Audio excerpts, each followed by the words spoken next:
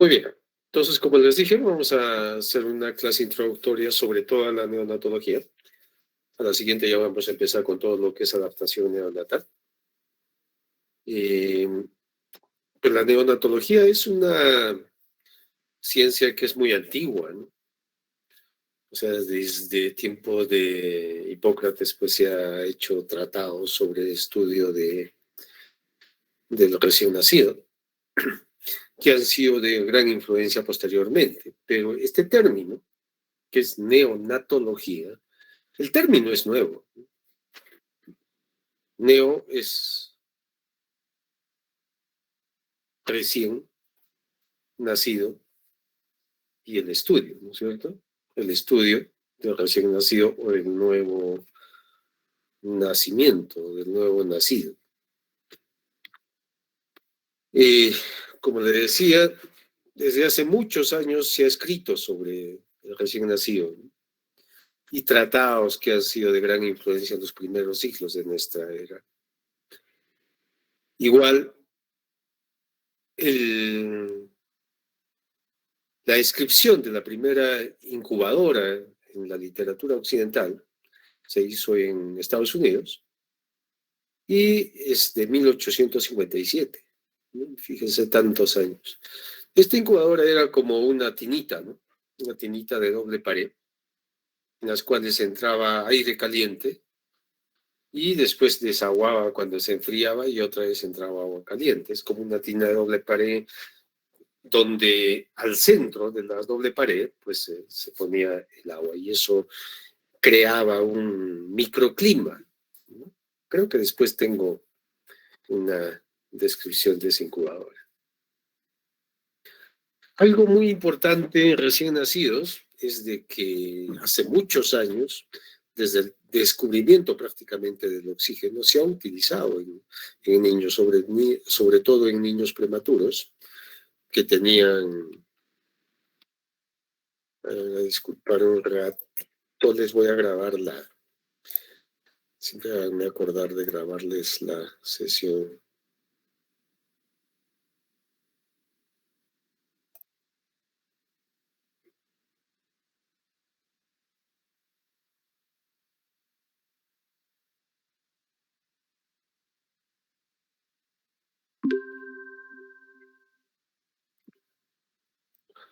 A ver.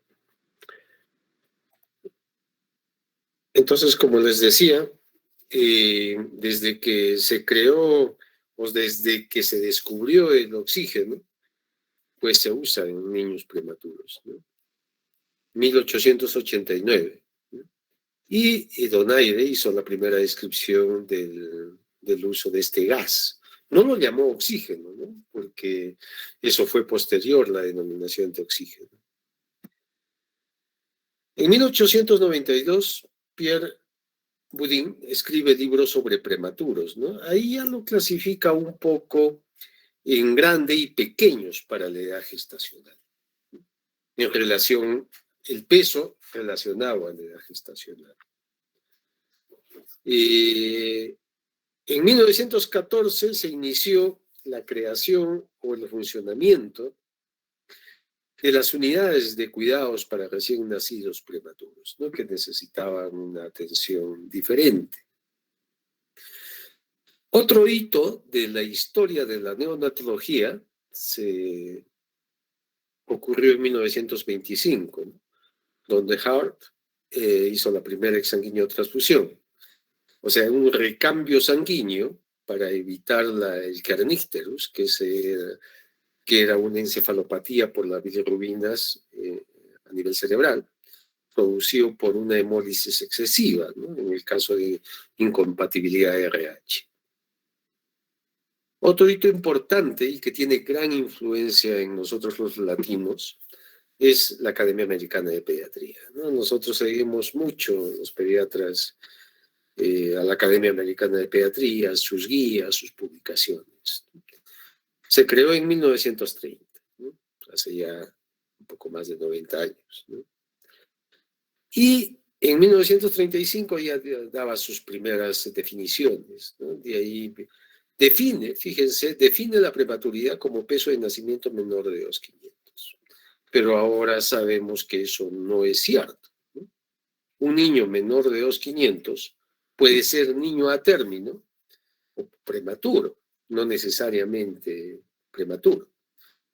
¿Por qué? Porque está en relación solamente al peso. Yo puedo tener un niño que sea a término de bajo peso, o sea, con peso pequeño para la edad gestacional, menor de 2.500 gramos. Solamente el hecho de que tenga menor de 2.500, a la denominación es ahora bajo peso al nacer. En 1952 se publicó el score de Apgar. Quien lo creó fue un anestesiólogo, que en ese tiempo pues los anestesiólogos ayudaban a la atención de recién nacido. Hizo este score para ver la vitalidad del recién nacido al nacimiento, ¿no? Fue la doctora Virginia Apgar, ¿no? Ese es su apellido. En 1957 se introdujo la talidomida en Europa. Cada vez salía y salen pues más medicamentos, ¿no?, que son objeto de estudios. La talidomida se utilizaba para la hiperemesis gravídica del embarazo, ¿no? Los vómitos exagerados del embarazo. Comenzaron a observar una relación causa-efecto en las cuales había, pero 3 años de comportamiento, malformaciones del sistema musculoesquelético, ¿no?, en las cuales después decía, se descontinuó. En 1958, Kremer hizo la primera descripción del efecto de la luz sobre los niveles de la bilirrubina, lo que conocemos hoy en día como fototerapia, ¿no? La acción de la luz sobre la bilirrubina. Lo que hace la luz sobre la bilirrubina que está en la piel lo transforma en un isómero que es fácilmente eliminada por vía hidrosoluble y que es fácilmente eliminada por vía renal, que es la lumirubina, ¿no? De bilirrubina lo transforma a lumirubina. Y al comienzo se utilizaron pues luz blanca, ¿no? Posteriormente se hizo estudios sobre luz azul, e incluso sobre luz verde o violetas, ¿no?, que son más efectivas, ¿no?, porque tienen menor longitud de onda que la luz blanca. Otras observaciones que hicieron en relación al efecto de la luz fue que observaban que los niños que estaban amarillos, pero que estaban cerca a la luz o a la ventana, pues al terminar la tarde se miraban menos amarillos, ¿no? Y en la mañana otra vez se miraban más amarillos. Entonces de ahí salió la deducción, uy, pero esto puede ser por el efecto de la luz, ¿no? Entonces comenzaron a experimentar con la luz. En 1959, Avery describe la deficiencia de surfactante como causa del síndrome de estrés respiratorio del recién nacido prematuro, conocido también como enfermedad de membrana. Después que ya se sintetizó surfactante exógeno. En los años 60 recién se utilizó estos términos, ¿no?, de neonatólogo o neonatología. En los 60, 3 años después de la introducción de la talidomida como antiemético en la hiperemesis gravídica, se describió como que producía defectos congénitos, ¿no? 1963, Lufchenko hace las tablas, ¿no?, que hasta ahora se utilizan. Estas tablas, que son en una población más o menos de 50.000 recién nacidos, es una población muy grande, trató de relacionar el peso, la talla y el perímetro cefálico en relación a la edad gestacional, con percentiles, ¿no?, que iban de 0 a 100, y los catalogaba como normal los que estaban entre el 10 y el 90, los de 90 para arriba eran grandes, y los de 10 para abajo eran pequeños para la edad gestacional. Pero estas tablas, que incluso en algunos sitios seguimos utilizando, han variado mucho, ¿no?, en relación a la evolución de las poblaciones, ¿no? Esto se hizo, como les dije, en Denver, Colorado, al comienzos de los años 60. Pero actualmente lo que se recomienda es que cada población o cada país pues tenga sus propias tablas, ¿no? Esto en relación a que hay factores de tipo social, de tipo racial inclusive, o de tipo geográfico, que pueden influir en el crecimiento de los niños en diferentes países. En 1966 se utilizó las primeras tablas sobre características físicas para evaluar la edad gestacional del recién nacido en aquellos niños que antes sí era más frecuente que la mamá no sabía cuál era la fecha de su última regla. Por lo tanto, no teníamos una edad gestacional por fecha última regla, ¿no? Y se utilizó hacia el primero, que solamente eran características físicas. Después, en el 70, ya apareció el test de Dubowitz, en las cuales ya habían características físicas y características neurológicas, ¿no? Estos eran 21 signos, ¿no?, que había que utilizar. Era bastante tedioso y pues demorábamos más, ¿no? Y después se fue simplificando este test, ¿no? Apareció el test de Valar, que es una simplificación del test de Dubowitz, en las cuales ya no hay 21 signos a evaluar, sino 12, 6 físicos y 6 neurológicos. E incluso después tenemos el Capurro, que es la que la mayoría de los hospitales utilizamos. El Capurro solamente tiene, hay dos, A y B. Uno tiene 5 parámetros físicos solamente, y el otro son 4 parámetros del Capurro físicos y 2 neurológicos. Desde el año 71 ya se creó el sistema de CIPAP, que supongo habrán escuchado mucho en estos 2 años de pandemia que hemos tenido de uso masivo en las unidades de cuidados intensivos e intermedios, ¿no? CPAP significa presión continua en la vía aérea. Es como que le están soplando continuamente sobre la vía aérea, ¿no? Así. De tal manera que apenas yo hago un pequeño esfuerzo, la presión que tengo acá en la vía aérea superior hace que aumente la plexación, aumente mi compliance pulmonar. En 1980, un japonés, Fujiwara, ya describió el surfactante para el tratamiento de síndrome de estrés respiratorio, ¿no? Desde esa década ya se usa en los casos de membrana hialina. Entonces tenemos unos frasquitos de diferentes marcas. Hay derivados de pulmón de bovino, hay otros derivados de pulmón de cerdo, ¿no? Corosurf, que es de cerdo, Survanta, que es de bovino, que hasta actualmente utilizamos, ¿cierto? Entonces, por membrana hialina generalmente ya es muy raro, a no ser que se quede en una provincia donde no tengan el medicamento, ¿no? Sigue siendo caro. Cada frasquito está en promedio unos 800 soles. Y a veces utilizamos 1, 2 o máximo 3 frasquitos, ¿no? Felizmente, el seguro, desde que existe el Seguro Integral de Salud, en el caso del Ministerio de Salud, eh, contamos gratis para las personas que lo necesiten, ¿no? Esto es lo que le decía, la primera incubadora descrita, ¿no?, por Denussé.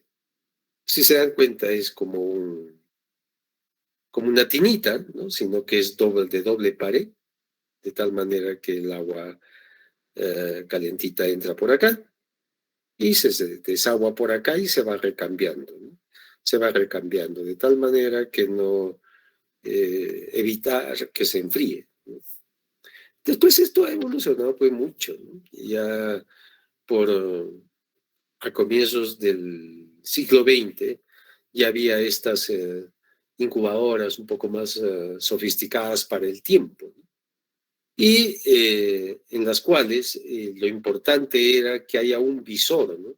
En esta prototipo, pues el visor estaba en la parte superior y acá estaba ya en la parte lateral, ¿no?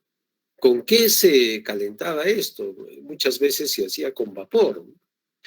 Es como los trenes, también funcionaban a vapor, ¿no? En unas calderas y metían vapor ahí. Igual acá, enfriadas con vapor, por ejemplo, este es un gráfico de una exposición en Londres y en las cuales estaban ahí para una exhibición compra, ¿no? Uh, Poco a poco han ido mejorando.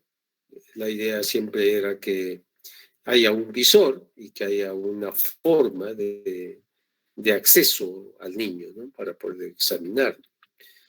Esta es la primera Isolet. Isolet es una marca americana muy conocida. Quizás es la de las incubadoras a nivel mundial, es la más cara actualmente también. Pero, fíjese, tenía sus manguitas con unos plásticos para que uno, previo lavado de manos, desde esos tiempos, pues se metía y se manipulaba el niño. Y aquí tenían el visor, ¿no? Y a lo que hemos llegado actualmente, bueno, este es en el Hospital Lorena, son el sitio donde se almacenan las incubadoras que están en recambio. Y si se dan cuenta, estas son ya incubadoras de doble pared, tiene acceso para los brazos, estas ya tienen su balanza incorporada acá, tienen su monitor donde se mide la temperatura, la humedad, hasta la cantidad de oxígeno que está respirando el niño acá adentro, ¿no?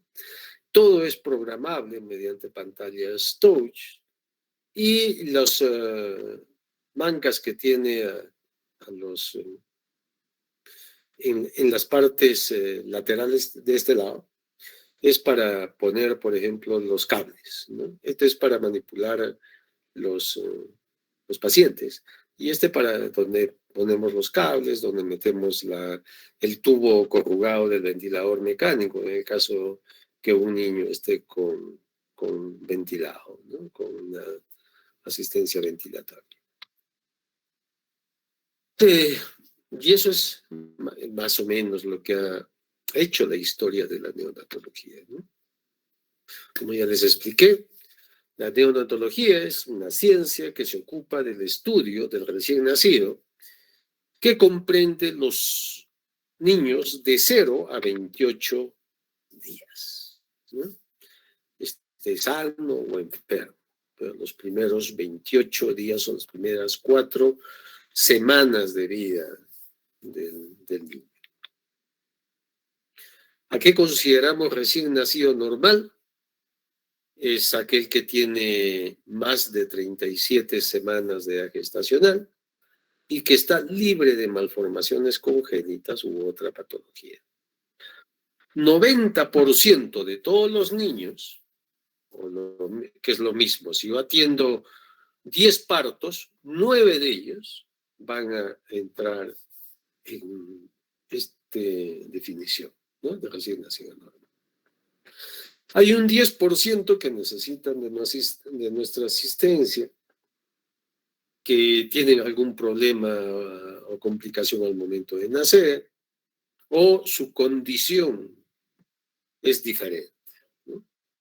Por lo cual necesita observarlo, ponerlo en cuidados mínimos o una unidad de cuidados intensivos o intermedios.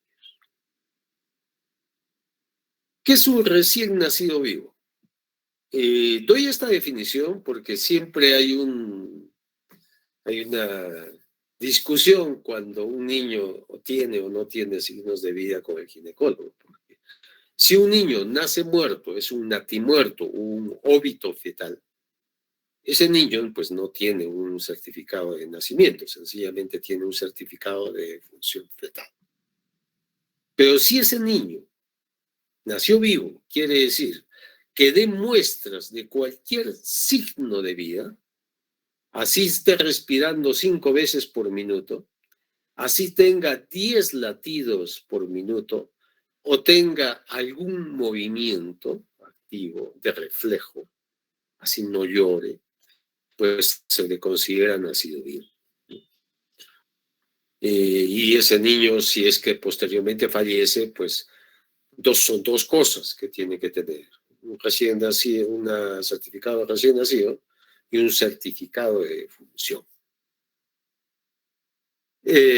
Los recién nacidos muertos o los óbitos fetales o dati muertos son los que nacen y no tienen ningún signo de vida, ¿no?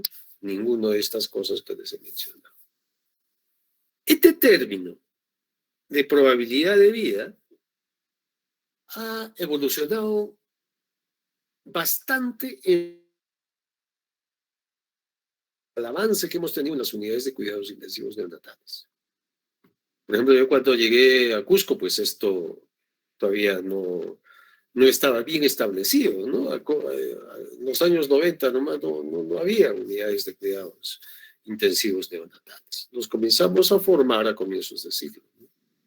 Del 2098 a 2000, donde comenzamos a comprar ventiladores, incubadoras, monitores, preparar gente, hacer guías de manejo de patologías pues graves de los niños y sobre todo preparar gente, ¿no? Quiere decir que muchas veces, como algún profesor mío me decía, una unidad de cuidados intensivos no son máquinas, no es el hecho de que estén máquinas.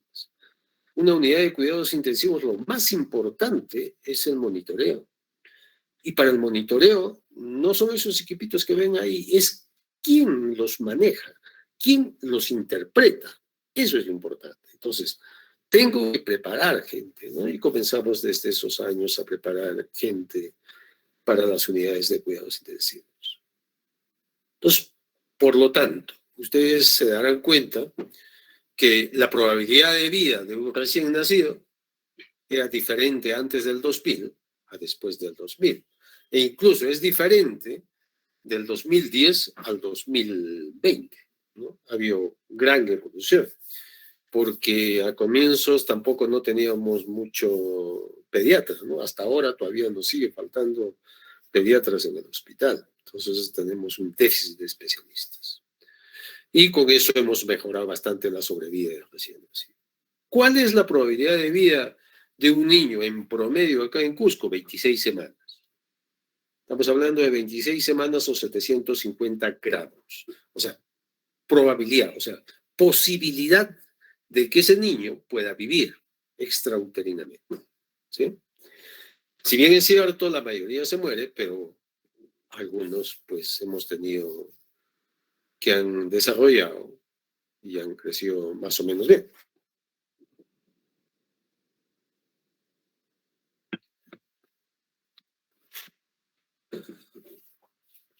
Nos vamos a ir acostumbrando con algunos términos y qué significa, ¿no? Siempre vamos a hablar esto. Según edad gestacional hay una clasificación y siempre voy a decir, ¿es prematuro ese término o es postérmino? ¿Cuándo decimos que es prematuro? Cuando es menor de 37 semanas o menor de 259 días. Ojo, esto es definición de la Organización Mundial de la Salud, porque el término de prematuridad para la Academia Americana de Pediatría, que es la única que utiliza prematuro menor de 38 semanas. ¿Y por qué se queda en 38 semanas? Porque para los americanos, pues esa semana 37, pues todavía tiene bastante morbimortalidad, ¿no? Entonces, todavía es importante tratar de observarlos a esos niños. ¿Qué es a término? Igual, de 37 a 41 semanas, o de 37 a menos de 42 semanas, ¿no?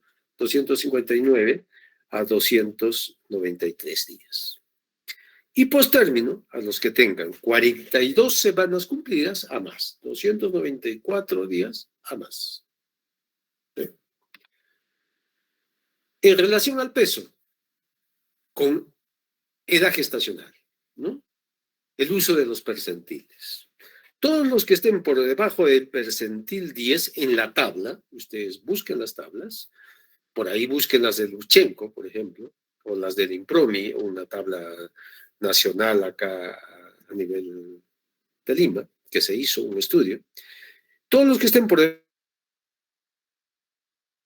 gestacional, los que están el 10 y 90 son adecuados para edad gestacional, y los que están por encima del percentil 90 son los grandes para edad gestacional. El percentil 10 son, por ejemplo, yo puedo tener un niño prematuro y que sea pequeño para edad gestacional, de acuerdo a la edad gestacional. Que sea adecuado o que sea grande. Por ejemplo, tiene 33 semanas de edad gestacional, pero nace con 3 kilos. Ese es un niño prematuro, pero grande para la edad gestacional. Entonces, yo puedo tener un niño prematuro, pequeño, adecuado o grande. Puedo tener un niño a término, pequeño, adecuado y grande. Y puedo tener un niño post-término, pequeño, adecuado y grande. O sea, todos los niños van a nacer con alguno de esos 9 probables diagnósticos. ¿Sí? Y esto está en nuestra historia perinatal. Peso bajo al nacer. Así, a secas. Todo niño que esté por debajo de 2.500 o menor de 2.500 gramos es bajo peso al nacer. Todo niño que esté por debajo de 1.500 gramos es muy bajo peso al nacer. Y todo niño que esté por debajo de 1.000 gramos es extremadamente bajo peso al nacer. ¿Qué es un niño macrosómico? Todo niño que pese más de 4 o más, ¿no? 4 kilos o más, incluyendo el 4. ¿Ok? Entonces esas son algunas definiciones que vamos a estar utilizando. Lo que quiero cada vez que hable yo con alguno de estos términos, ustedes ya se imaginan de qué estoy hablando.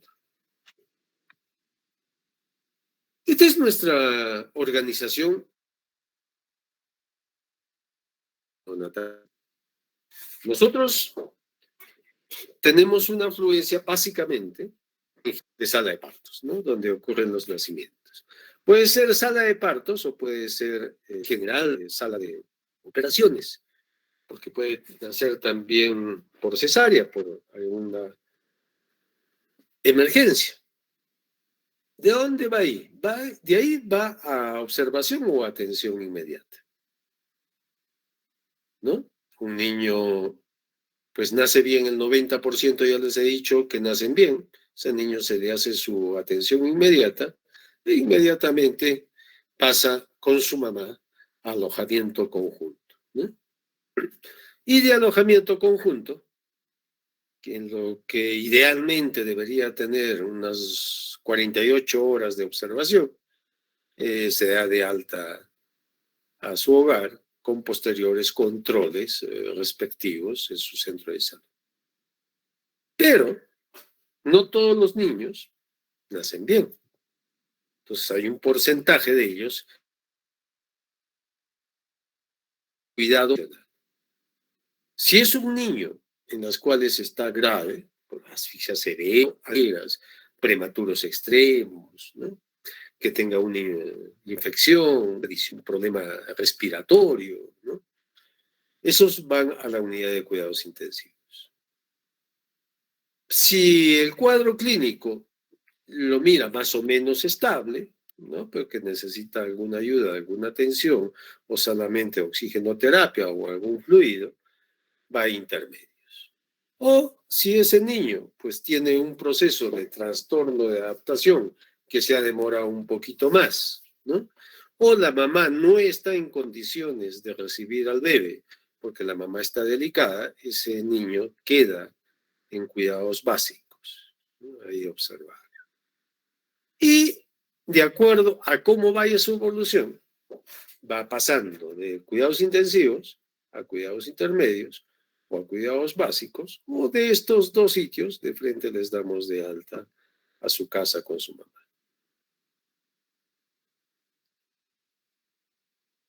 Este es otro término en las cuales aún no tenemos especialistas. En otros países hay esta especialidad que se llama perinatólogos, en las cuales es una subespecialidad en las cuales se dedica al estudio y tratamiento y anatomía y fisiología de la madre y del recién nacido. O sea, estudian al recién nacido desde el estado fetal, ¿no? Y de todas las enfermedades que afectan durante el embarazo, parto y puerperio. Muchos de estos subespecialistas que existen hacen intervenciones, incluso intraútero. Esto hay mucho en Estados Unidos, en las cuales se hace intervenciones por la laparoscopía antes de que el niño pues tenga algún problema.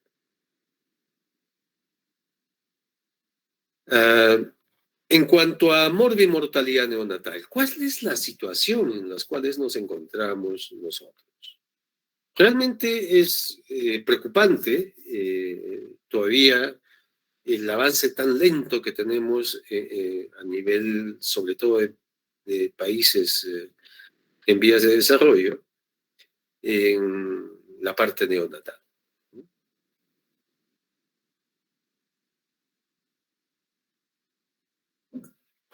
Esto nos da una idea del desarrollo, pues, las condiciones socioeconómicas de una población.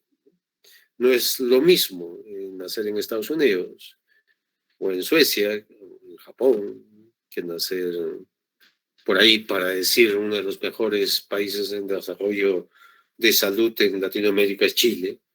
Está muchos años más adelante que nosotros.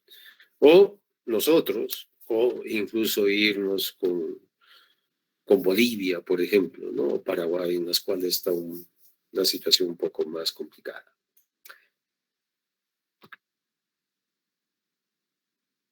Fíjense lo alarmante que es a nivel mundial. Por ejemplo, dice, cada minuto en algún lugar del mundo, 8 bebés mueren en el primer mes de vida. 6 bebés mueren en la primera semana, 8 bebés nacen muertos. 450 bebés mueren cada hora por causas prevenibles. Y cada año 4 millones de bebés fallecen durante la etapa neonatal. De estos, más o menos las 3/4 partes de estos fallecidos, pues fallecen en los primeros 7 días de vida. Y sobre todo en las primeras 24 horas. O sea, mientras más cerca estemos al parto, pues los riesgos son mayores. Intervienen muchos factores. Hay muchos factores de riesgos para morbimortalidad, que es riesgo de enfermar y morir. Uno de ellos, por ejemplo, es la gran fecundidad que teníamos, ¿no? Nosotros teníamos hace muchos años, en promedio a nivel nacional, 3 a 4 hijos por familia, ¿no? O por mujer. Ahora hemos bajado mucho.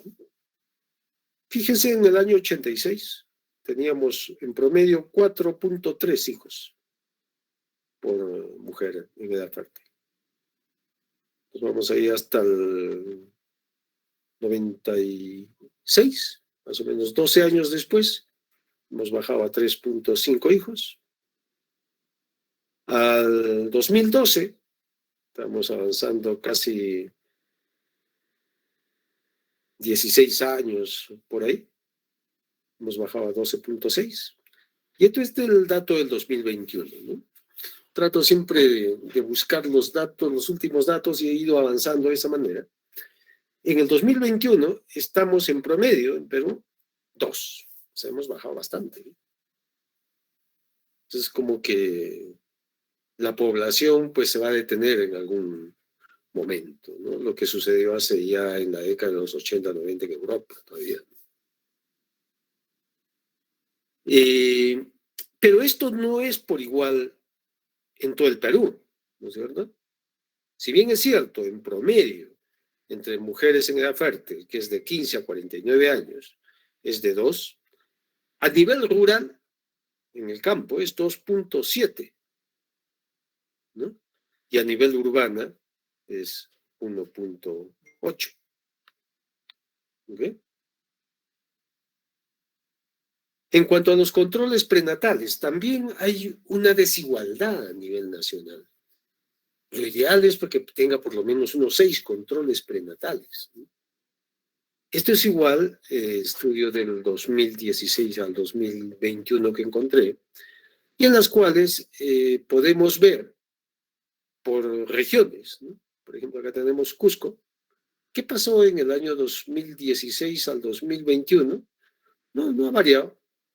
¿Eh? Entonces estamos acá, que el 85 al 89.9% de gestantes han recibido por lo menos 6 controles prenatales, ¿no? Hay otros, sobre todo a nivel de selva, por accesibilidad, de repente, pues que tienen menos, ¿no? 74 a 83. Entonces la vacunación, que también es importante, ¿no? Porque interviene mucho en la morbimortalidad infantil del niño en general, ¿no? Los porcentajes o las coberturas de vacunación varían de acuerdo a si es urbano o es rural. Pero en lo que respecta al último año que se tiene el dato, que es el 2020, fíjense cómo ha bajado a nivel rural y a nivel urbano. Más o menos las coberturas son las mismas, a nivel nacional también, pero sí bajó, ¿no? Y es obvio, ¿no?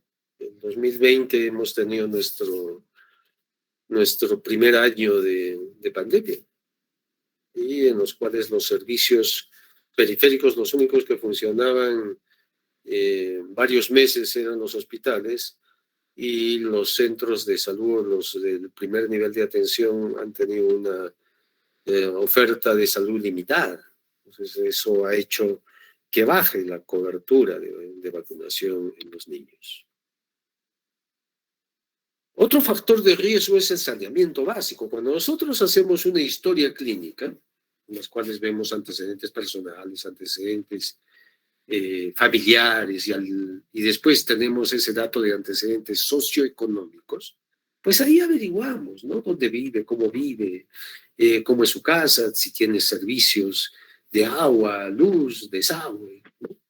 Entonces el saneamiento básico, lógicamente, a nivel urbano, pues es mucho mejor que a nivel rural, en las cuales todavía hay bastante deficiencia, casi un 15 a 20% de la población que no tiene acceso a estos servicios básicos, siendo esto un factor externo para morbilidad infantil, ¿no? De los niños. Esto es la vacunación igual con tétanos a las gestantes o a las mujeres en edad fértil en general. Por lo menos deben tener 2 o más inyecciones o vacunas contra tétanos. 2 o más. 2 o más vacunas me da una cobertura más o menos del 80% de, de conversión de anticuerpos, ¿no? De inmunidad. ¿Cuál es lo ideal? Lo ideal son 5 vacunas. Y eso me daría casi entre el 95 al 99% de cero conversión, ¿no? O sea, de producción de anticuerpos. Sí, esto es una comparación del 2016 al 2021. Y si se dan cuenta, como se han ido algunas regiones que estaban más claritas, que son los que tienen mayor cobertura de vacunación, se han pintado un poquito más intensos, que son los que tienen menor cobertura de vacunación. Entonces, Cusco, ¿dónde estamos? Fíjense. Igual en el 2016 y en el 2021, bien pintaditos, quiere decir que el 24, 25 al 39% más o menos de las mujeres de 15 a 49 años están coberturadas. O sea, tienen por lo menos 2 vacunas. Solamente esta cantidad. Entonces, un riesgo, por ejemplo, un parto domiciliario o un parto en trayecto, y en las cuales no haya sido atendido por personal capacitado, entonces la posibilidad de un tétanos neonatal es alta, ¿no? Esta es la cantidad de cesáreas que se hacen. Para que tengan una idea, lo que recomienda más o menos la OMS es que el 16% de partos pues nacen por cesárea, ¿no? 15 a 16%. Pero acá se van a dar cuenta qué es lo que pasa. ¿Dónde se hace más cesáreas? Lógicamente que en la costa, ¿no? ¿No? Está más pintadito, ¿no? Hay regiones en las cuales pueden llegar al 40% de partos nacidos por cesárea. Cusco, estamos más o menos acá, ¿eh? Entre el 20 al 29.9. Yo encontré en el hospital Lorena, hicimos un conteo y más o menos el 33 a 35% de los partos es por cesárea. En el seguro más o menos llegan al 40 o un poco más. Pero se entiende en los hospitales, ¿no? Si lo tomo como hospital, porque al hospital llegan los altos riesgos. Por lo tanto, la posibilidad de hacer cesárea es mayor. Para eso llegan ahí. Si no, nacerían a veces en provincia, en los centros de salud o en hospitales de segundo, primer nivel. Entonces, esa es más o menos nuestra cobertura en Cusco, que no ha variado con respecto del 2016 al 2021. Más o menos estamos igual. Esta es la atención por profesionales de la salud, de la atención del parto, ¿no? Sea médico, obstetra o enfermera. Fíjense cómo ha mejorado. Si nosotros tomamos el nivel rural, por el año 1986, solamente el 28% de los nacimientos era por profesionales de la salud. El resto era por parteras tradicionales, por promotores de salud. Yo me acuerdo en los años, en los años 90, cuando trabajaba en periferia, UNICEF capacitaba, ¿no?, a parteras tradicionales, en las cuales les enseñaba a manejar eh, medicación, les enseñaba a manejar algunos instrumentos de parto que se utilizaban y también sobre bioseguridad, que era lo más importante porque con eso evitaban las complicaciones, las famosas fiebres puerperales, ¿no? Después, poco a poco, ha aumentado la cantidad de salud. Lógicamente que a nivel urbano, que estamos acá arriba, siempre era más, ¿no? Casi el 80% de las ciudades pues eran atendidos por profesionales de la salud. Pero ahora esta brecha ha disminuido, ¿no? Al 2021, fíjense, del 95 al 99%, ¿no? Entonces, en ese aspecto está bien, ¿no? Y esa atención nos da mayor seguridad en cuanto a menores riesgos que yo pueda tener de morbimortalidad, porque incluso se puede evaluar, y ustedes están incluidos en este cuadro, en los cuales si ustedes evalúan bien una gestante e identifican algún riesgo, ¿qué es lo que van a hacer? Lo van a referir para que sea evaluado por un ginecólogo, si es que no hay en el centro de salud, ¿no? Y generalmente en la provincia pues puede haber un ginecólogo que lo va a evaluar y va a decidir lo mejor para ese producto.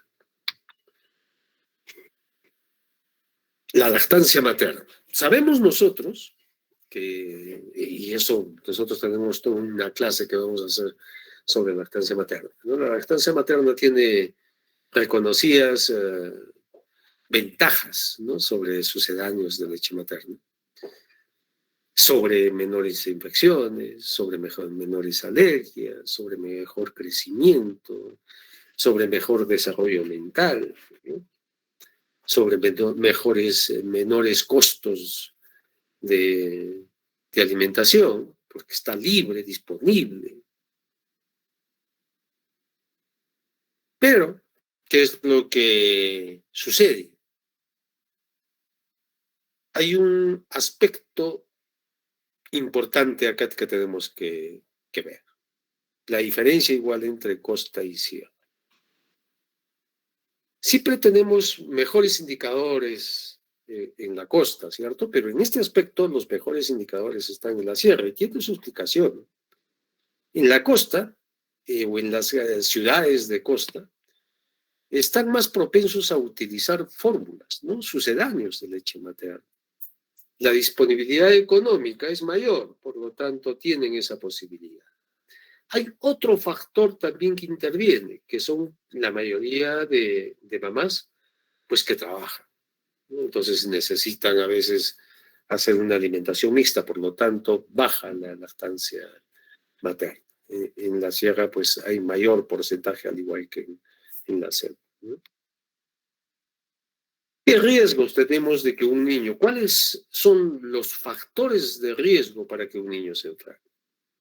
Siempre tenemos que ver primero la edad materna.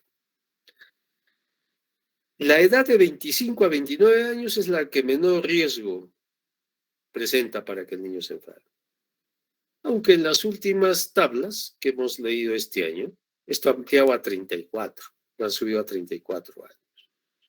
Y eso es lógico, porque después de 34 recién podemos hablar de una madre añosa, ¿no es cierto? Siempre y cuando sea primer embarazo.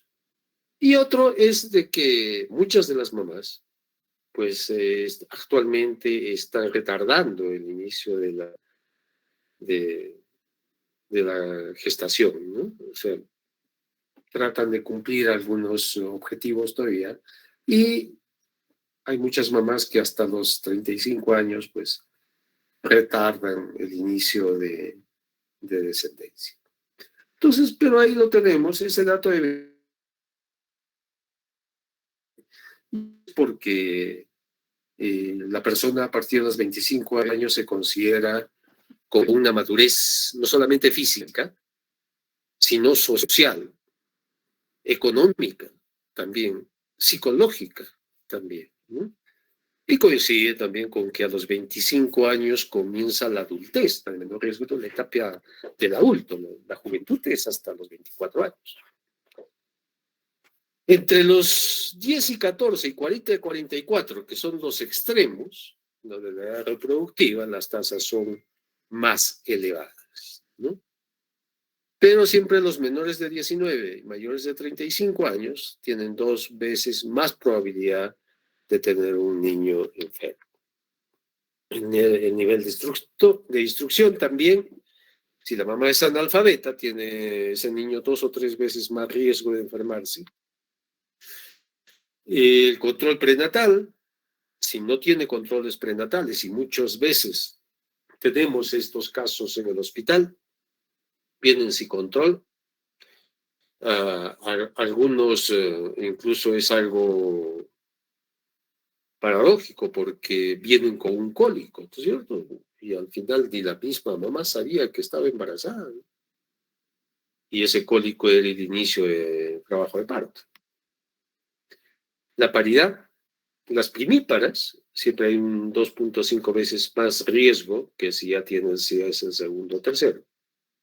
Las grandes multíparas también, pues tienen mayor riesgo, ¿no? Los que tienen más de 5 partos o gestaciones. Algunas patologías durante el parto, por ejemplo, hemorragias del tercer trimestre, a veces hay desprendimiento prematuro de placenta, placentas previas sangrantes, ¿no? 5 o 6 veces más probabilidad de que ese niño tenga problemas.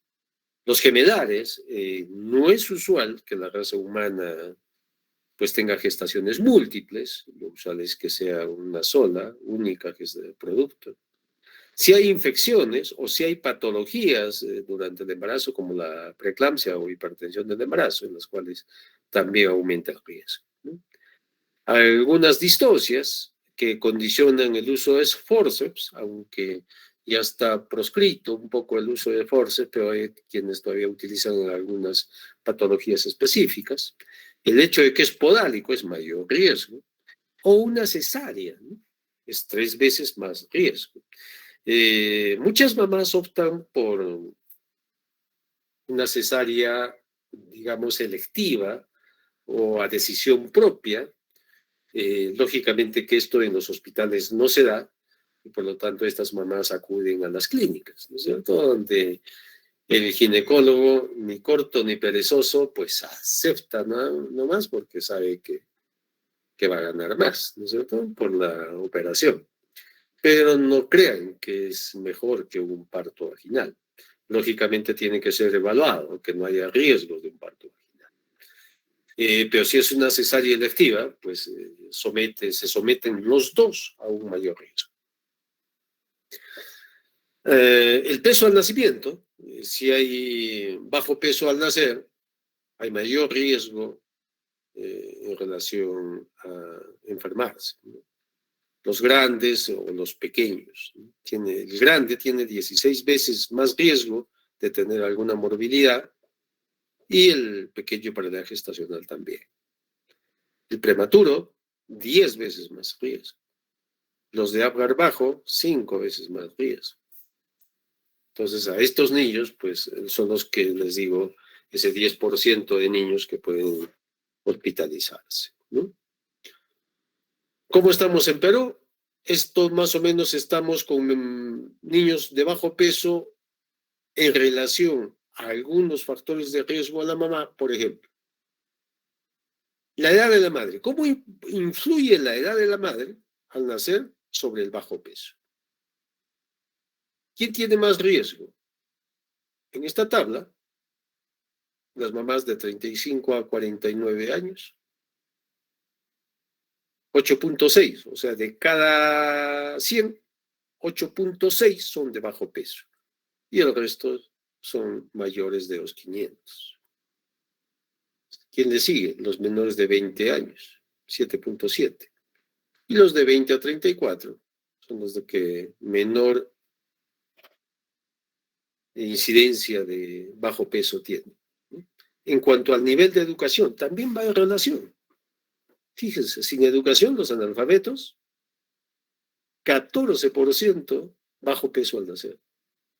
Y va disminuyendo conforme aumenta el nivel de instrucción. O sea, este es un factor de riesgo que sí interviene en la morbilidad neonatal.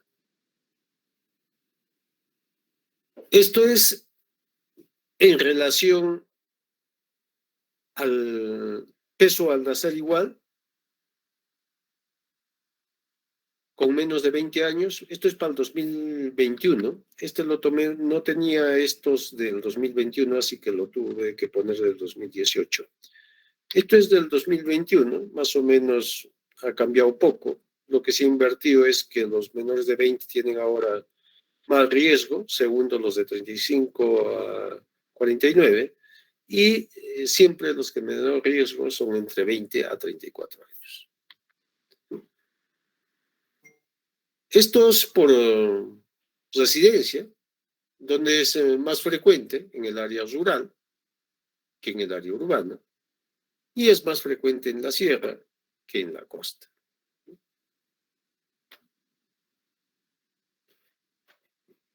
Estos son otros riesgos en relación a las vacunas, como vamos el porcentaje de vacunación al 2021 a nivel nacional y regional.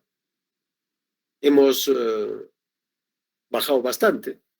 Antes había regiones acá con colores más claritos, que significa que tenían mayor cobertura. Nosotros estamos acá, Cusco, que estamos acá, ¿no? Más o menos tenemos entre 80 y 84% de cobertura de vacunación. Quiere decir que de cada 100 niños, pues tenemos cubiertos al 80% de ellos, al 84%. Entonces siempre hay niños que no se vacunan, ¿no? Y cada año es un bolsón que se va llenando, tengan en cuenta. Es igual con el COVID, ¿no? En Cusco pues hemos llegado creo al 70 o entre el 70 y 80 creo que estamos de cobertura. Eso quiere decir que hay más del 20% de la población que no está vacunada para COVID. ¿Qué pueden haber hecho una inmunidad de rebaño? También puede ser. Entre las causas de morbilidad, o sea, ¿qué patologías tiene el niño? tenemos el distrés respiratorio, ¿no? La enfermedad de membrana hialina o síndrome de distrés respiratorio recién nacido es básicamente en relación a la prematuridad. Taquipnia transitoria recién nacido más relacionado a cesáreas, por ejemplo, porque no hay eliminación de líquido pulmonar, ¿no? La aspiración meconiana en relación al sufrimiento fetal, y ahí hay muchas causas como sufrimiento fetal. Infecciones, o sea, si la mamá pues tiene una coriomionitis, ruptura prematura de membranas, infecciones urinarias o pielonefritis en el momento del parto o fiebre de origen no determinado, pues ese niño va a nacer con una sepsis neonatal, ¿no? Malformaciones congénitas, va en relación a factores genéticos, cierto, pero también hay factores ambientales que intervienen en las malformaciones congénitas. La mortalidad neonatal, hablando ya de mortalidad, pues tenemos que actualmente representa a nivel neonatal, representa más o menos las 2/3 partes, ¿no? Que es más o menos esto, estamos hablando de mortalidad neonatal. 2/3 partes de la mortalidad infantil, o sea, de los menores de 1 año, se da en los primeros 28 días de vida, ¿no? Y también representa el 55.6% de los menores de 5 años, de la mortalidad de menores de 5 años. Entonces es bastante importante la contribución de la mortalidad neonatal en la mortalidad infantil, ¿no? Mortalidad infantil, estamos hablando de muertes menores de 1 año. Según la OMS, las principales causas directas de la mortalidad neonatal son asfixia, 21%, neumonía, 19%, tétanos, 14%, malformaciones congénitas, 11%, prematuridad, 10%, y sepsis, 10%. Nosotros podemos agrupar, cuando hacemos nuestra evaluación cada año en salud, hacemos una matriz Babies que se llama de doble entrada, es un cuadro estadístico, y tenemos 4 causas básicas generales. Tenemos infecciones, CDR o síndrome de dificultad respiratoria, cualquiera sea su causa, asfixia perinatal y malformaciones congénitas. 4, ¿no? Entonces tenemos distrés respiratorio, que es por los prematuros, básicamente, como infección sepsis, como malformaciones congénitas y asfixia perinatal. 4 puntos.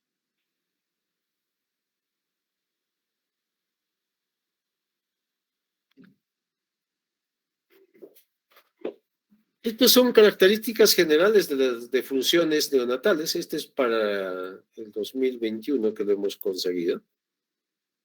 Acá lo clasifica desde los pesos, más o menos en porcentaje, como estamos con los menores de 1000, de 1000 a 1499, de 1500 a 2499, 2500 abajo.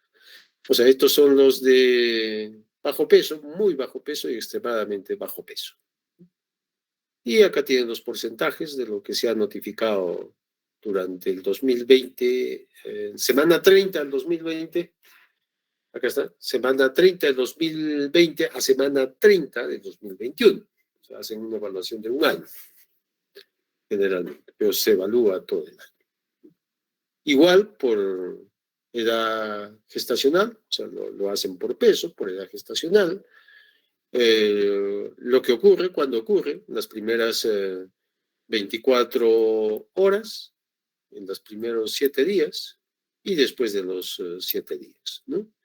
Entonces, fíjense cuánto es en la primera semana. Sumemos estos 2 porcentajes y más o menos tenemos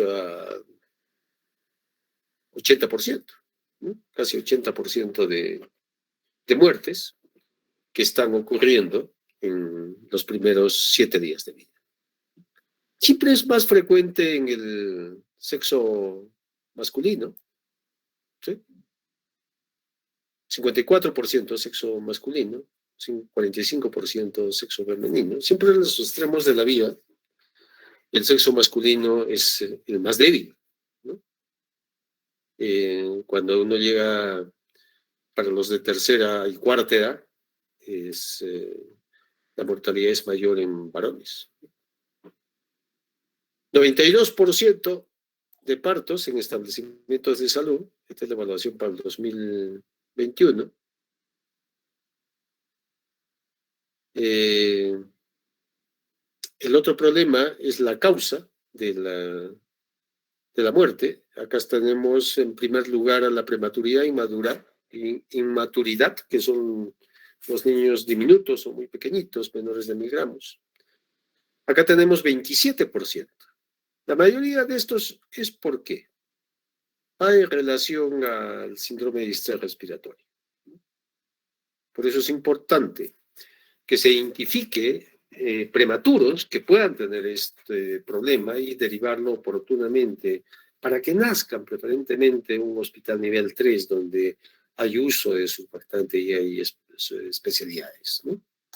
Después tenemos las infecciones, que básicamente son la sepsis, la asfixia y las malformaciones. Como les dije, estos 4 grupos son los que agrupan casi el 100% de la mortalidad neonatal.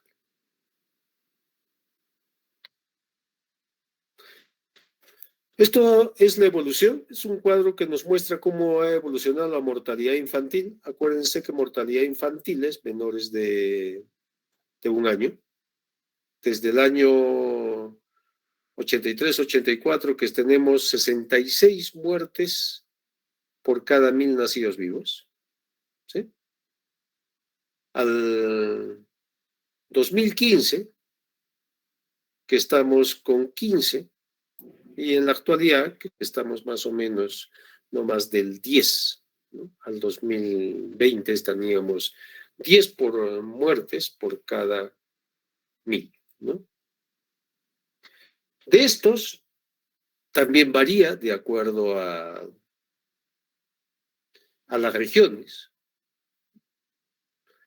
La tasa de mortalidad neonatal más o menos ocupa las 2/3 partes, de ahí que tenemos para el 2020, tenemos 6.7 muertes neonatales por cada 1000 recién nacidos vivos para el 2020.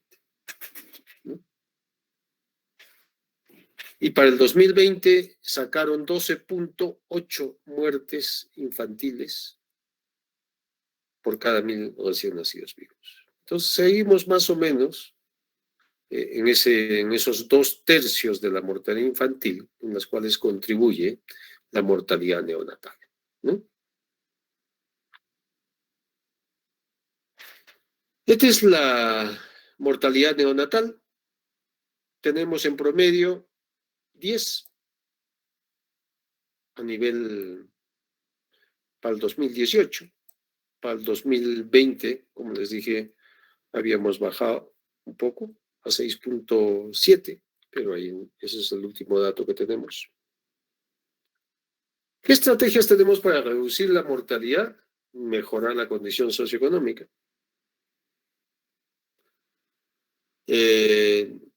Tener o mejorar la cobertura de los controles prenatales, de tal manera que haya por lo menos más de 6 controles prenatales por mujer gestante.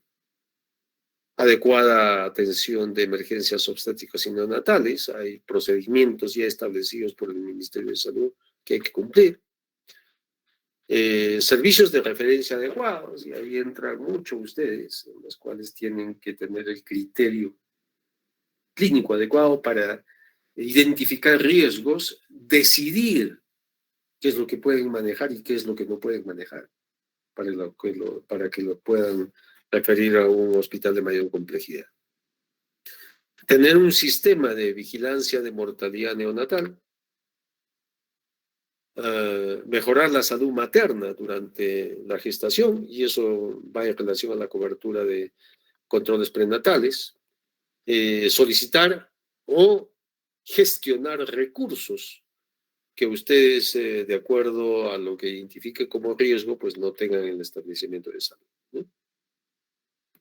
Se requiere mejorar el manejo de neonatos prematuros, y eso es una tarea que tenemos como especialistas nosotros, y eso es lo que quiero un poco en este curso, pues darles como competencia, ¿no? ¿Qué hacer con un prematuro, ¿no? Preferiblemente, la mejor manera de referir a un prematuro es intraútero, ¿no? La mejor manera de referencia, o de traslado, o de transferencia a un hospital. Pero si no es así, pues también vamos a aprender cuáles las mejores condiciones de manejo de un prematuro para que ustedes me lo refieran. ¿Y a quién, no? ¿Qué prematuro, no? Hay algunos prematuros tardíos que son de 2 a 2.500 que a veces no es necesario que nos refieran. Hay que fortalecer las medidas preventivo-promocionales, que es la capacitación, que es lo que ha demostrado efectividad en nuestra región, como hemos visto, ¿no? En los diferentes cuadros. Uso de corticoides también es importante para los prematuros, para inducir una madurez a nivel pulmonar. Uso de antibióticos de acuerdo al criterio que ustedes tengan para disminuir el riesgo de infección en el recién nacido, cuando una mamá tiene una ruptura prematura y prolongada de membrana sobre todo. Y otras medidas que puedan tomar, ¿no?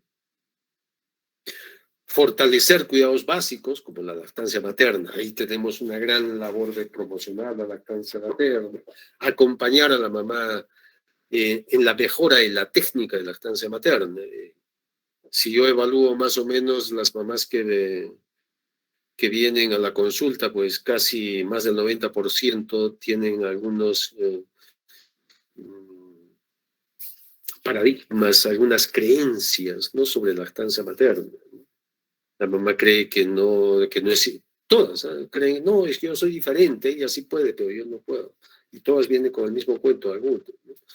O que no tiene los pezones, o que tiene mamas pequeñas. Esas son muchas creencias que hay para dar de lactar, ¿no? Lo que necesitas solamente es una buena técnica de lactancia, que es lo que tenemos que aprender también en la práctica. El soporte de oxígeno, también el uso, cómo vamos a utilizar el oxígeno, cuáles son los mecanismos de uso de oxígeno en el primer nivel de atención, ¿no? Ahí no van a tener un ventilador, ni siquiera a veces un CPAP, ¿no? Pero vamos a aprender a utilizar ahí un CPAP artesanal al menos. Decidir, tener el criterio para usar antibióticos antes de la referencia, como una antibiótico terapia empírica, ¿no? Y también tenemos en las unidades de hospitalización algunas medidas. Nosotros estamos en constante vigilancia de las medidas de bioseguridad. En el hospital siempre tenemos, ustedes no se van a dar cuenta ahora que vayan a los hospitales, pues van a tener mucho cuidado, porque al lado de ustedes alguien les está observando y alguien está haciendo una lista de chequeo. Si están cumpliendo con todas las medidas de bioseguridad de ingresar al servicio o antes de tocar a un niño, ¿no? Entonces tengan en cuenta eso. Entonces tenemos que estar siempre en vigilancia. El uso racional del oxígeno. El oxígeno es un medicamento, ¿no es cierto? Pero como todo medicamento debe ser dosificado, ¿no? Debe ser humidificado, debe ser mezclado, ¿no? Y fortalecer sobre todo la alimentación precoz o el contacto precoz, ¿no? Inmediatamente después del parto ya ese bebé debe estar con su mamá, ¿no? Es el contacto precoz, el contacto piel a piel. Y por último, tenemos estas etapas perinatales y con esto terminamos para esta primera clase. Esto va a ser una tarea que me lo van a mandar ustedes en el aula virtual, ¿sí? Yo les voy a poner al final un ejemplo y ustedes me van a mandar el desarrollo de la misma. Y a la siguiente clase, al comienzo, no me voy a demorar más de 10 minutos, lo resolvemos, pero antes de eso, del martes, ustedes me lo van a trabajar. Entonces, cuando yo hablo de perinatal, estamos hablando de alrededor del parto, ¿no? De antes, durante y después. Entonces, hay etapas en la etapa fetal que vamos a describir. Por ejemplo, hay 3 periodos fetales. Hay un fetal temprano, que es hasta, de acuerdo a la OMS, hasta las 22 semanas o menores de 1.500 gramos, que son los que denominamos abortos. Después está el fetal intermedio, que va desde mayores de 22 hasta de las 22 a 28 semanas, que van con un peso de 500 a 999 gramos. ¿No? Para ver viabilidad fetal, les dije más o menos para nosotros es 26 semanas, pero en otros países es desde las 23 semanas. ¿Sí? O sea, pueden hacer vivir a un bebé desde esa edad. El fetal tardío son para todos los niños mayores de 28 semanas o mayores de 1.000 gramos. El periodo perinatal, estamos hablando que vamos a juntar periodos, y hay 2 periodos perinatales. Y hay hasta 3, ¿no? Pero el más importante es el primero. Esto me sirve para después sacar algunos indicadores estadísticos, ¿no? Los indicadores estadísticos son los que se valen en los gobiernos para decir qué tanto han avanzado en salud en determinado tipo de población. Entonces, el perinatal 1 va desde las 28 semanas al 7º día. O sea, es el fetal tardío, ¿no? Más el neonatal precoz, que son los primeros 7 días de vida. Y el perinatal 2 va desde las 22 semanas. Quiere decir que es el fetal, estos dos, ¿no es cierto? Intermedio y el tardío, desde las 22 semanas. ¿Sí? Estos 2 periodos. Y toda la vida neonatal, o sea, los primeros 28 días de vida. Ese es el periodo perinatal. El periodo infantil es desde el nacimiento al año de edad, y este se divide, ¿no es cierto? Tenemos el periodo neonatal, que va desde el nacimiento a los 28 días, y de ellos tenemos la división del neonatal precoz, que son los primeros 7 días, y el neonatal tardío, de 7 a 28 días. Entonces, dentro de esto ya tenemos dividido acá. Y ya lo pueden identificar cuál es el neonatal precoz, los primeros 7 días. Y después de los 28 días, lo que denominamos periodo postneonatal, ¿no? Que va desde los mayores de 28 días a un año. ¿Sí? Entonces, estas son las etapas perinatales. De acuerdo a esto, que ustedes ya deben tener, cuando se saquen de un screen ahí, para que lo tengan, vamos a hacer las tasas, ¿no? Cuando ustedes llegan a un establecimiento de salud, muchas veces al SERUM, sobre todo, le piden que haga un diagnóstico situacional. O ya encuentra un diagnóstico situacional que dejó el SERUM o el médico SERUM anterior. Esto va en relación a las tasas, ¿no? Entonces son iguales. Van en relación a las tasas, ¿no? Esto es para que sea más gráfico, solamente, igual, hasta las 22 semanas temprana, fetal temprana, intermedio hasta los 28, mayores de 28 tardío. ¿Sí? Todo el periodo fetal. Todo el periodo infantil, estamos hablando que ese es la neonatal más postneonatal, y lo neonatal, los primeros 7 días precoz, y tardío de 7 a 28 días. Perinatal 1, que va desde las 28 semanas de edad gestacional a los 7 días de vida de recién nacido.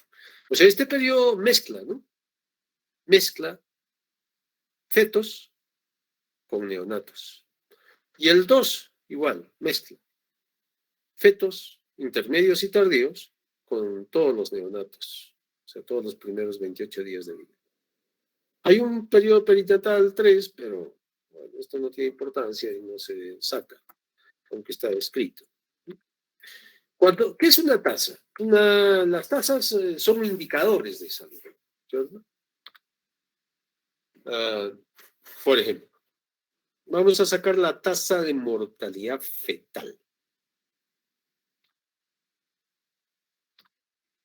Esta es la fórmula para sacar.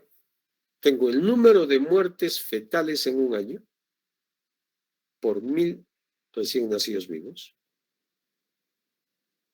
sobre el número de nacidos vivos más muertes fetales en un año.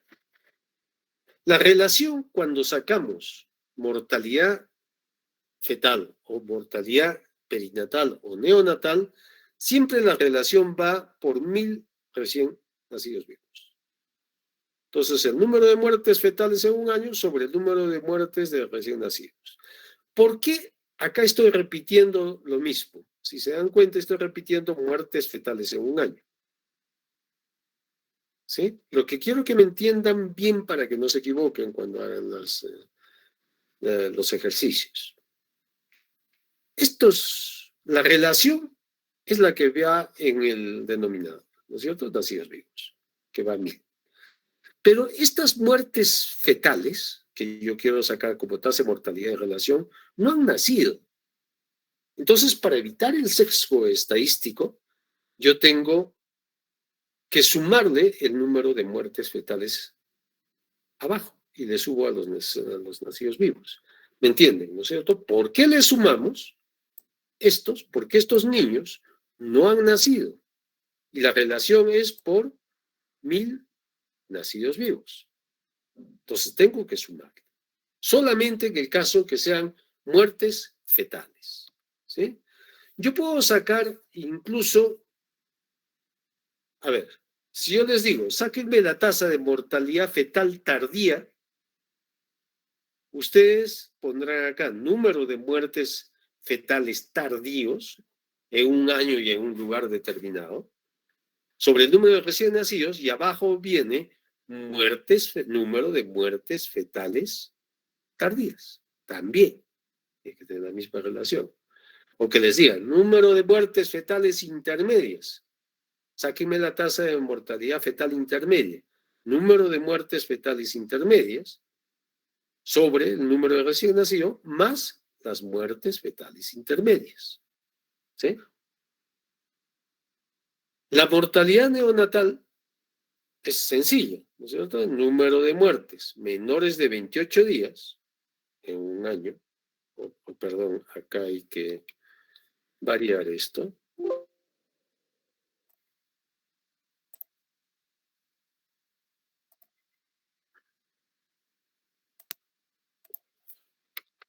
Es los primeros 28, entonces del 0 a 28 días en un año.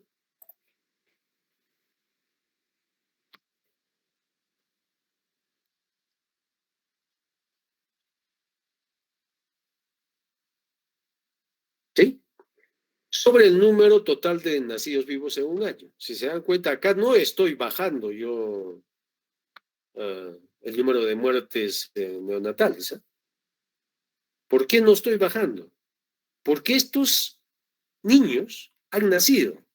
O sea, quiere decir que estos niños ya están incluidos en el número de nacidos vivos. Si yo tengo en esa localidad 200 nacidos vivos en un año y de esos se murieron 3, pues pongo acá 3 sobre los 200 por 1000. Y de esa manera saco la relación. ¿Cómo se interpreta? Se interpreta. A ver, sáquenme, por favor, alguien que me ayude. Me dice 3 entre 200 por 1000.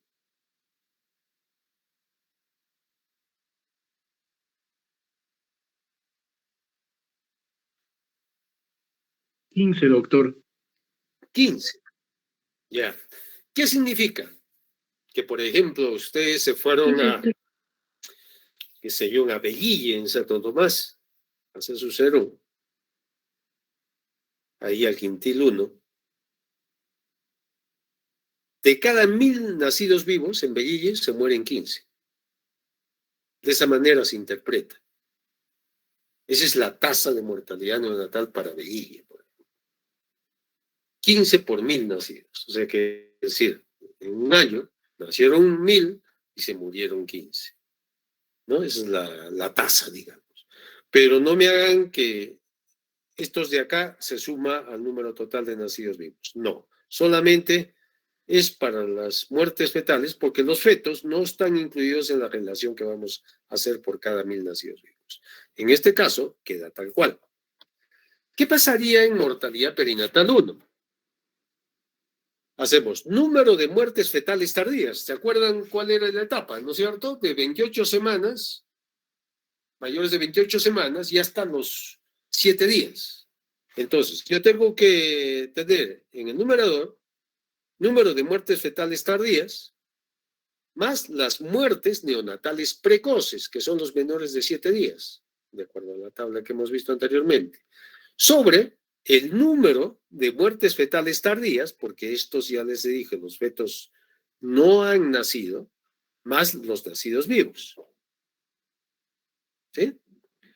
Hagamos de cuenta que muy bien, ha habido, igual vamos a Belligue, pero muertes fetales tardías ha habido una en Belligue. Entonces, ¿qué significa acá? Que acá me van a poner 1 más,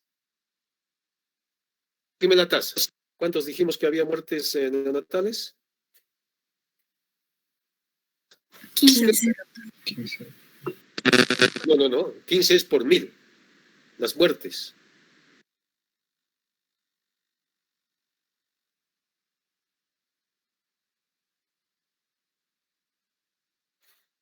¿Cuánto les dije muertes neonatales para Belligue? 3, doctor. 3. Entonces tengo que sumar 1 más 3. Son 4. Y acá abajo, ¿qué tengo que sumar?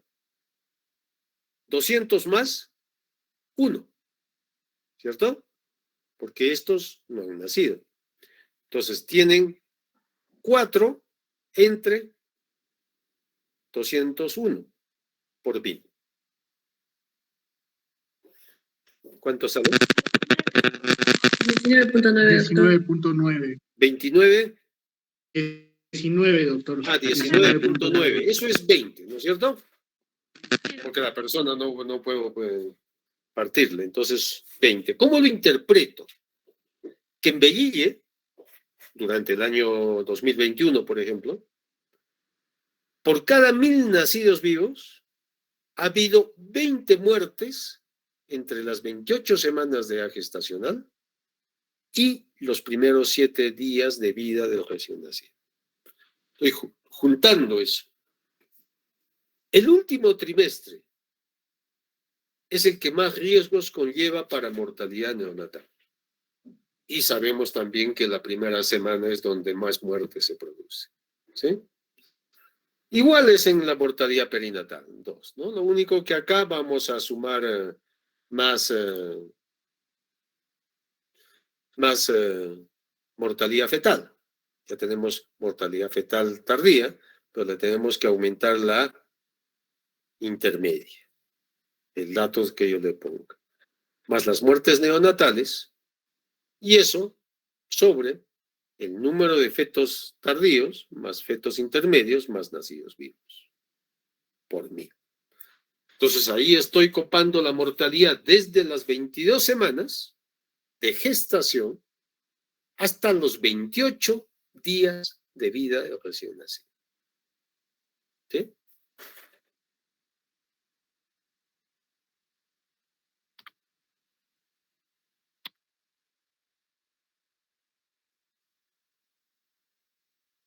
Bueno, no me compete esto, pero siempre lo toco, porque la misma deducción ustedes tienen para sacar la tasa de mortalidad materna, eso lo pueden sacar en obstetricia, es básicamente cualquier causa durante la gestación, parto y puerperio, ¿no es cierto?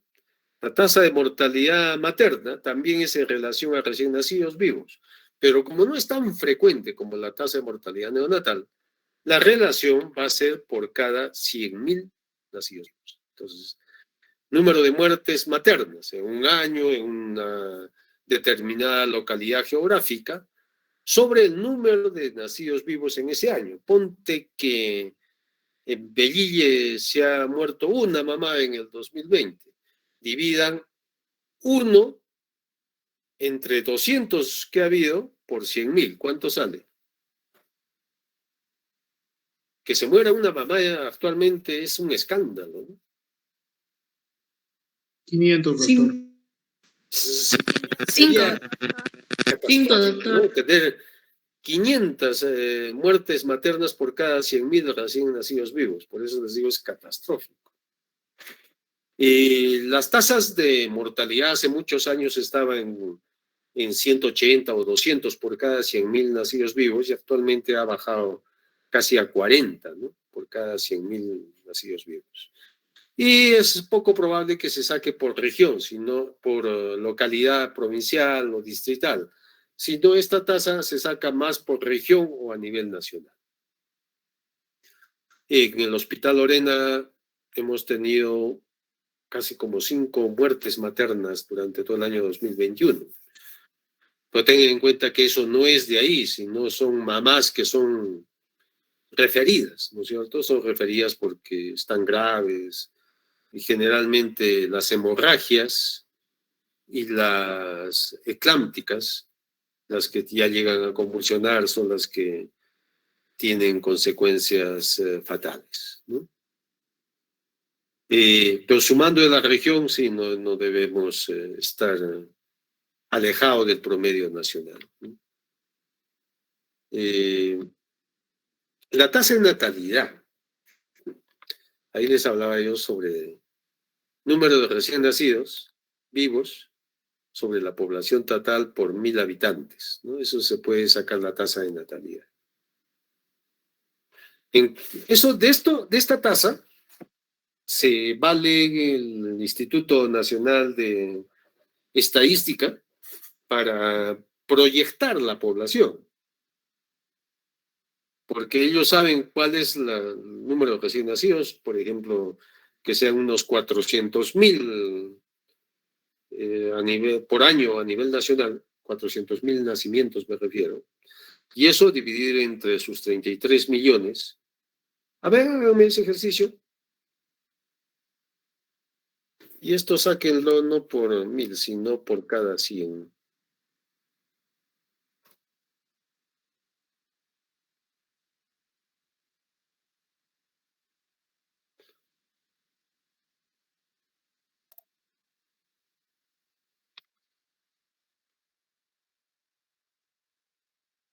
$400.000 entre 33 millones por 100 habitantes.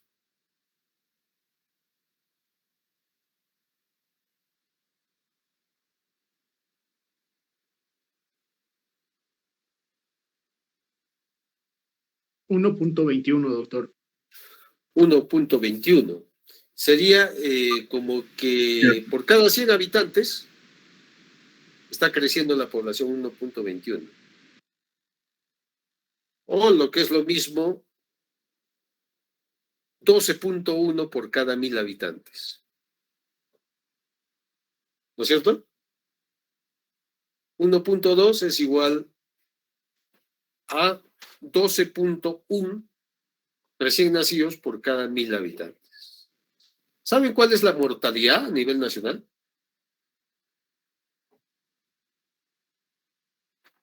Antes del COVID, ¿no?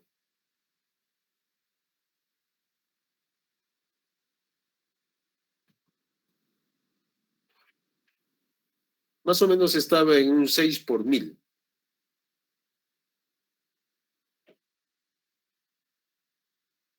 O sea, 6 muertes por año por cada 1.000 habitantes.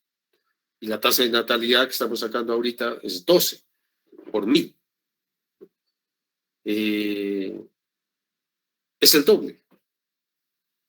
Entonces, ¿qué pasa con esos 6 por 1.000? O sea, es que cada año hay 6 habitantes por cada 1.000 habitantes más en el Perú, cada año. Y eso se llama la tasa de crecimiento poblacional. 6 por 1000. Entonces yo puedo hacer un cálculo. ¿Cuántos más o menos, qué población voy a hacer el año 2030? ¿No? ¿A cuántos millones voy a llegar? Entonces, para eso me sirve la tasa de natalidad, ¿no? Muy bien, tomen de esto. Este es el ejercicio. Estamos en Paruro, enero a diciembre de 2021. Paruro tiene una población total para el 2021 de 26.000 habitantes. Este es un supuesto, ¿sí?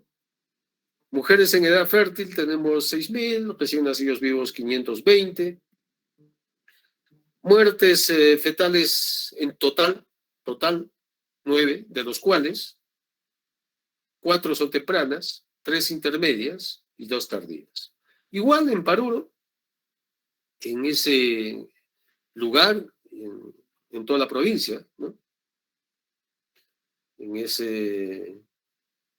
esa fecha, ha habido 6 muertes neonatales, de las cuales 4 han sido precoces y 2 tardíos.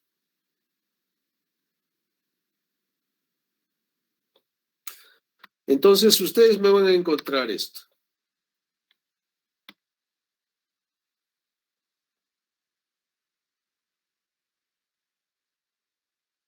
Esas 6 tasas.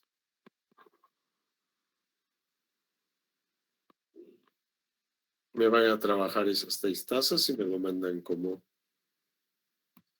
tarea. Al martes, ¿no? Los primeros 10 minutos lo resuelvo. El tiempo para ponerlo, yo les voy a poner un link. Les voy a poner tarea ahí más tarde, en la noche, y ustedes lo responden como tarea.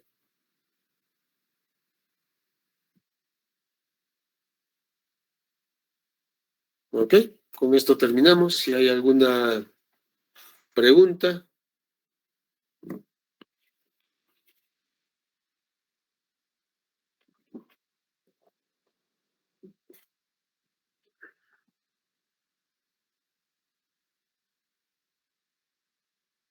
Mariluz, de todas maneras, me tienes que hacer una relación de asistencia, por favor, ¿eh?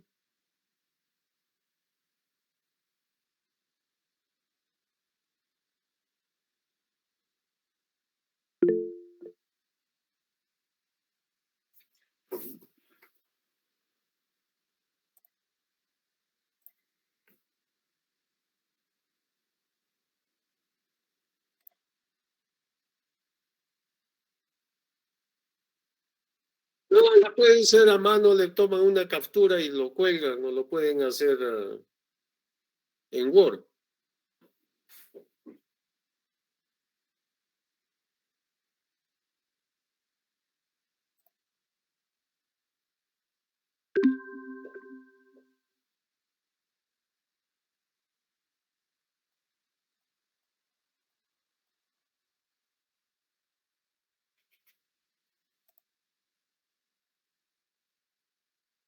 Muy bien, si no hay ninguna pregunta, duda, comentario, nos vemos el día martes, chicos.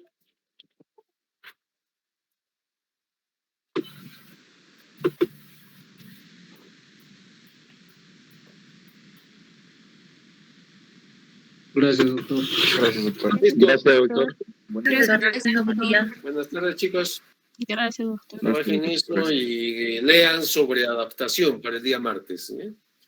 Ahí empezamos con nuestra evaluación. Está bien, doctor. Muchas gracias. Gracias, Hasta doctor. luego. Gracias, doctor.